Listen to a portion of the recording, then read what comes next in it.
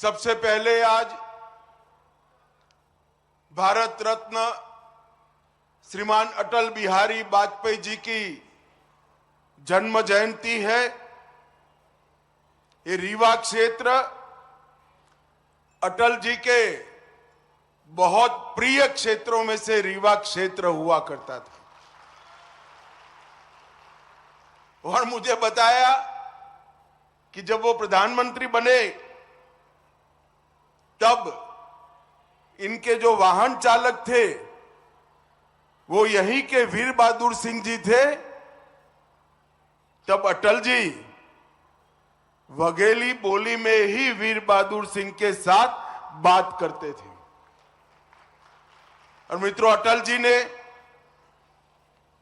न केवल भारतीय जनता पार्टी, पूरे देश के सार्वजनिक जीवन में शुचिता को बड़ा महत्व दिया, पारदर्शिता को बड़ा महत्व दिया।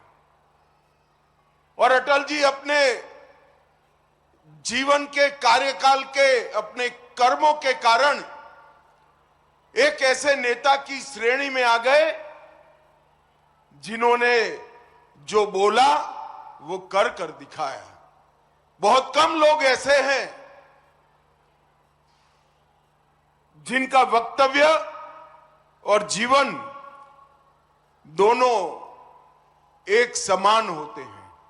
सम्माननीय अटल जी उसी श्रेणी के राजनेता रहे। मैं मनपूर्वक अटल जी को श्रद्धांजलि देकर मेरी बात की शुरुआत करना चाहता हूं। आज ये मध्य प्रदेश का रीवा क्षेत्र सहन एक विकसित क्षेत्र में बढ़ रहा है। आज एशिया का सबसे बड़ा सोलर प्लांट हमारे रीवा में है। रीवा से प्रयागराज हो या जबलपुर, बहुत अच्छी 4 मार्गीय सड़कों का विकास हुआ है। और अभी मैंने उतरते वक्त मोहन जी को पूछा कि भैया देर हो जाएगी तो उड़ पाएंगे क्या? तो मोहन जी ने कहा रीवा का एयरपोर्ट अब 24 घंटे विमान लेकर दिल्ली जा सकता है।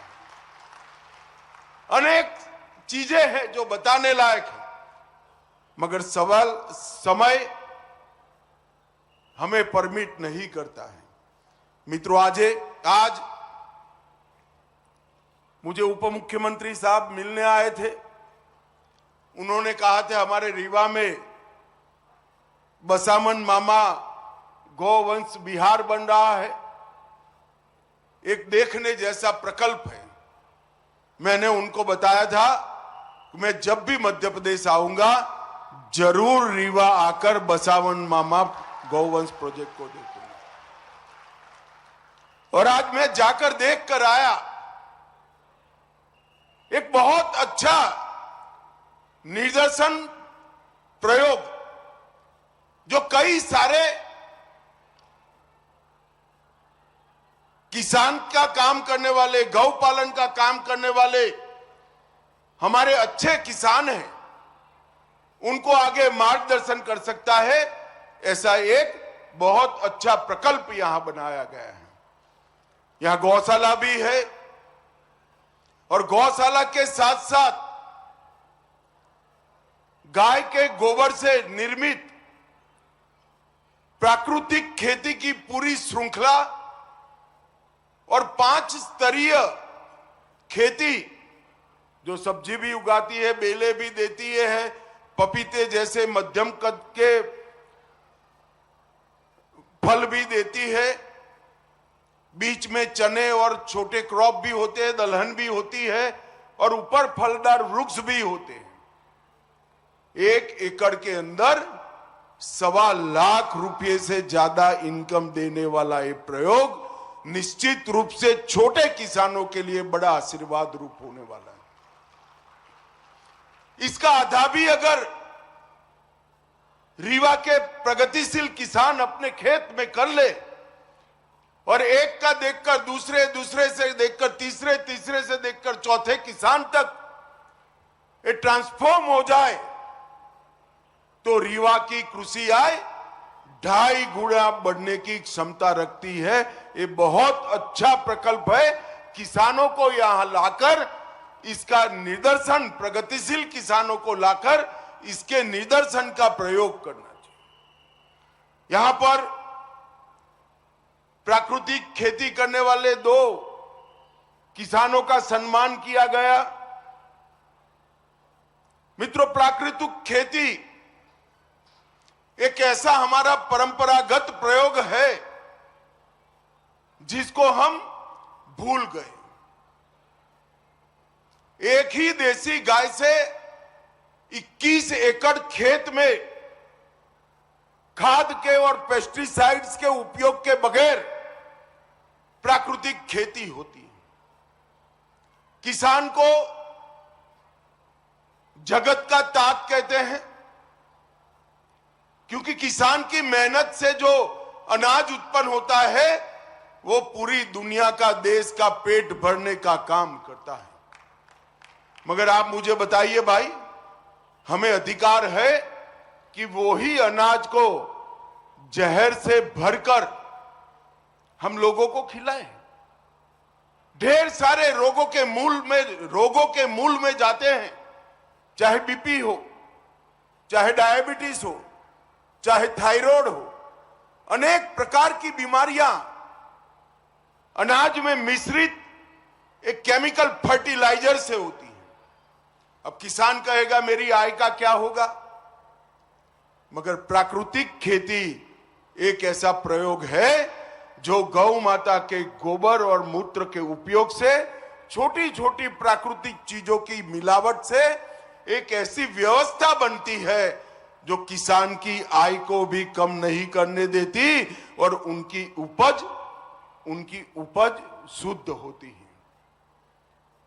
किसान की आय बढ़ेगी, पानी का बचाव होगा और कई प्रकार के रोगों से अनाज खाने वाले लोगों की मुक्ति होगी। और ये एक्सपेरिमेंट अब छोटा मोटा नहीं है। देश के 40 लाख किसान प्राकृतिक खेती को अपना चुके हैं और ये सिद्ध हो चुका है। मैंने मेरे खुद के खेत में इसका एक्सपेरिमेंट किया है। इससे उत्पादन कम नहीं होता है, उत्पादन बढ़ता है। और मित्रों, जब प्राकृतिक खेती बढ़ने लगी तो विश्वास का संकट आया कि प्राकृतिक खेती का सर्टिफिकेशन कौन सा? ये प्राकृतिक अनाज, ऑर्गेनिक अनाज, इसका सर्टिफिकेशन कौन करेगा?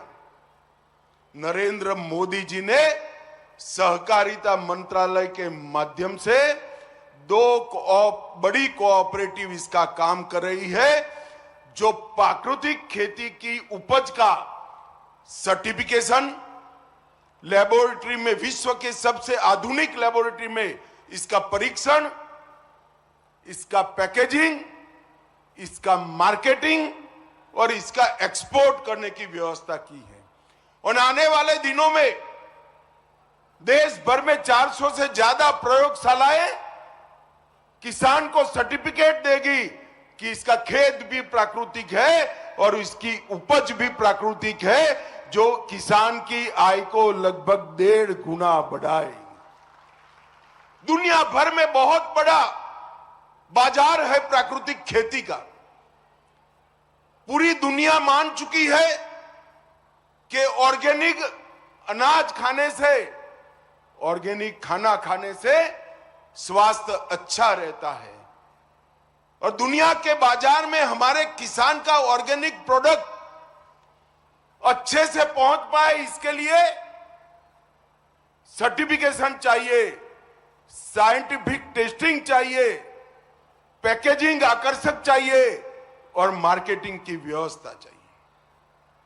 तो भूमि परीक्षण से सर्टिफिकेशन देना, उपज का लेबोरेटरी में टेस्ट करके सत्यापन करना और आकर्षक पैकेजिंग और मार्केटिंग और एक्सपोर्ट के माध्यम से किसान की आय बढ़ाने के लिए हम आगे बढ़ रहे हैं। ऐसे छोटे छोटे लाखों निदर्शन फार्म इस मुहिम को आगे बढ़ाते हैं। हम जिस धरती को अपनी मां कहते हैं, इसको सीमेंट कंक्रीट जैसा बना देना कोई बेटे बेटी को शोभा नहीं देता। इसके प्राकृतिक तत्व को, इसके प्राकृतिक गुण को हमें संभाल कर रखना चाहिए। आज यहां पर 2 एक्सपेरिमेंट हुए हैं, निदर्शन फार्म भी बने हैं। मैं आशा करता हूं कि निदर्शन फार्म रीवा क्षेत्र के हजारों लाखों किसानों के लिए आने वाले दिन में मार्गदर्शन भी करेंगे, पथ प्रदर्शक भी बनेंगे। मित्रों, आज इन निदर्शन फार्म का नाम बसावन मामा के नाम से रखा है, जिन्होंने प्रकृति के लिए अपने प्राण दिए, पीपल के वृक्ष को बचाने के लिए पूरा जीवन खर्च किया। मैं आज हम सभी को, जो मंच पर बैठे हैं और सामने बैठे हैं, क्या हम तय कर सकते हैं कि हमारे गांव में यहां से जाकर अगली बारिश की मौसम में कम से कम 5 पीपल के वृक्ष बोकर बसावन मामा को हम श्रद्धांजलि देंगे? क्या पीपल के वृक्ष से प्रकृति की अनेक प्रकार से सेवा होती है। बोने वाले से 4 गुना आयुष्य वो वृक्ष का होता है। एक रूप से आपके जाने के बाद भी वो पीपल का वृक्ष आपको जिंदा रखेगा। और सबसे ज्यादा ऑक्सीजन का उत्सर्जन करने वाला कोई वृक्ष है तो ये पीपल का वृक्ष होते हैं। और ये पुण्य कार्य भी है। भगवान श्री कृष्ण ने गीता में गाया है कि वृक्षों में मैं पीपल हूं, तो स्वयं विष्णु का वास जिसमें है वो पीपल का वृक्ष होता है। इसको कोई काटता भी नहीं है। इसलिए बोल दीजिए, अपने सर से बड़ा कर दीजिए, वो 200-300 साल तक धरती मां की, लोगों की और प्रकृति की सेवा करता रहेगा। हम सब आज बसावन मामा को श्रद्धांजलि देने के लिए 5 पीपल के वृक्ष बोकर अपने सर से बड़ा करने का संकल्प कर जाए। और ये जो निदर्शन फार्म बना है वो गौ सेवा करने वालों के लिए, पशुपालकों के लिए और प्रकृति की सेवा कर प्राकृतिक खेती की ओर जाकर समृद्ध बनने वाले किसानों के लिए पथ प्रदर्शक बनता रहे, यही मेरी अभ्यर्थना है। भारत माता की जय। वंदे मातरम।